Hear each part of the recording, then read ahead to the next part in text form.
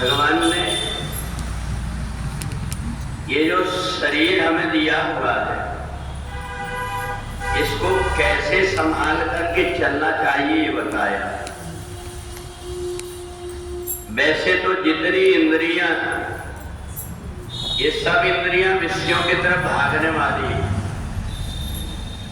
जहां कहीं अच्छी चीजें दिखाई देती, सुनाई देती, उधर एक इंद्रियां अपने आप भागने लगती, हमें ले जाना नहीं पड़ता।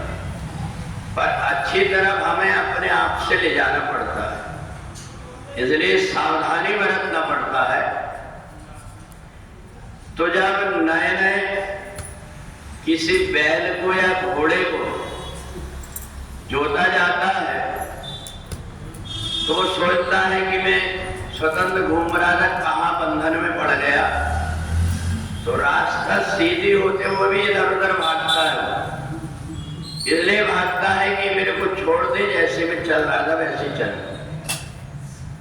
और समझदार आदमी अगर वैसे ही नहीं मानता तो उसको डंडे से मार करके रास्ते में चला देता। ऐसे ही इन इंद्रियों को इधर उधर भटकाने वाला, इसमें एक दूत बैठा हुआ है जिसको हम मन कहते हैं। और उसी की बात अर्जुन ने भगवान से पूछा कि आप कहते हैं कि मन को मेरे में लगाओ, परंतु मैं आपसे पूछता हूं कि चंचलम ही मनाकृष्ण प्रमाथी बलवत्रणम, ये मन तो बड़ा चंचल है। अगर हम मन को एकाग्र करने की कोशिश भी करें तो जैसे वायु होती, उसको कोई पकड़ना चाहे तो वो पकड़ में नहीं आती, ऐसा ही तो ये मन भी है। और आप कहते हैं मन को मेरे में लगा। तो भगवान ने कहा, पनिहारी को देखे हो तुमने, जब वो पहले पहले पानी भरने जाती है, एक गुंडी रख के ले जाती है, थोड़े दिनों के बाद 2 गुंडी, 3 गुंडी, और बाद में इतना अभ्यास हो जाता है, बिना हाथ पकड़े और वो गुंडी में जल भर करके ले आता। ये सब कैसे हुआ? बोले अभ्यास करने से सब कुछ होता है। रसरी आवत जात से सिल पर परत निशान। पनिहारी जब कुआं में पानी भरने जाती है तो जिस पत्थर में बार बार रस्सी घिसती है, वो पत्थर में उतनी जगह पर लाइन बन जाती है। तो जब पत्थर भी बार बार के करने से और वो भी पिघलने लगता है, घुरने लगता है, तो ऐसा ये मन है। पर मन को सावधानी से रखना पड़ता है। अगर कोई व्यक्ति झाड़ू लगाने के लिए बैठता है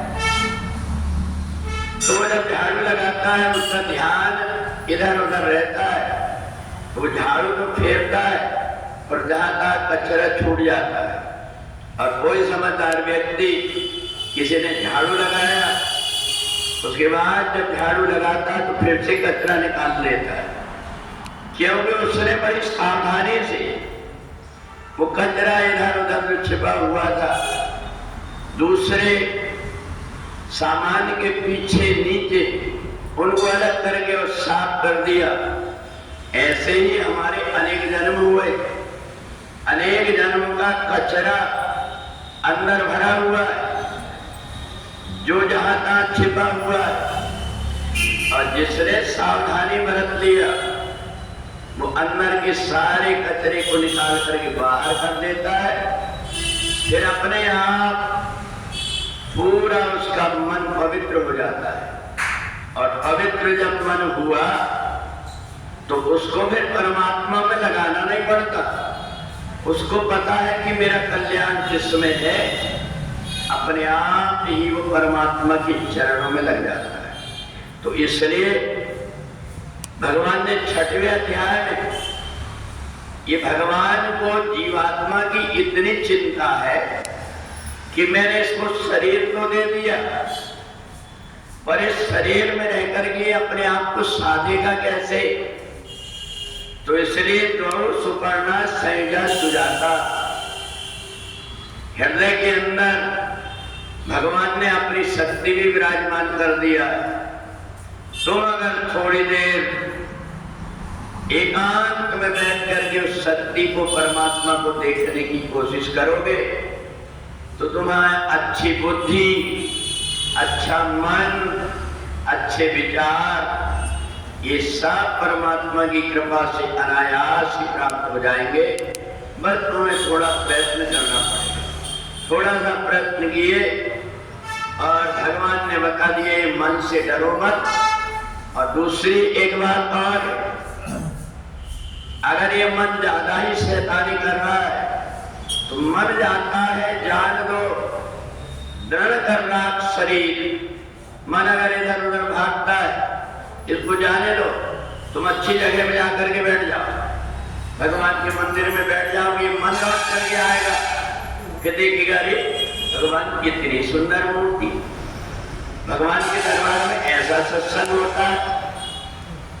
मन इधर उधर जो भाग रहा था, अब वो जहां तुम्हारे आसपास ही आकर के रुकेगा। इसलिए अच्छे लोगों के साथ, अच्छी जगह पर और सावधानी पूर्वक इस मन को जो संभाल करके चलता है, फिर वो परमात्मा के निकट पहुंच जाता है। बोले वृंदावन बिहारी लाल की।